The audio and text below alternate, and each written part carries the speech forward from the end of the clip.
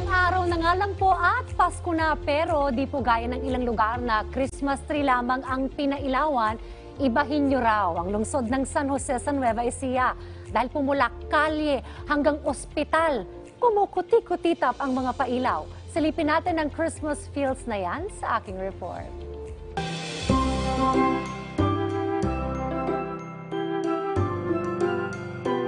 Christmas capital of Nueva Ecija. Yan ang San Jose City. Tingnan nyo naman, mula sa bubungad sa iyong arko hanggang sa kalye, plaza, fountain, mga gazebo, ang City Hall at maging ang ospital, punong-puno ng pailaw.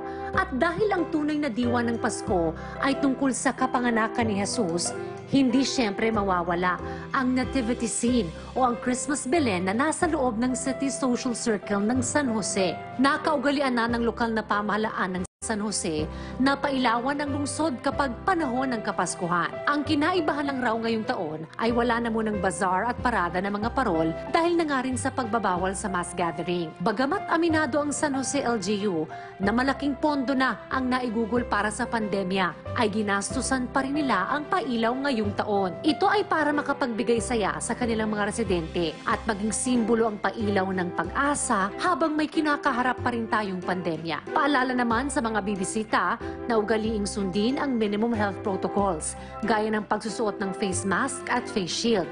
Limitado lamang din sa 20 minuto ang pamamasyal sa loob ng City Social Circle at papayagan lamang na makapasok ang may edad 15 hanggang 65 years old.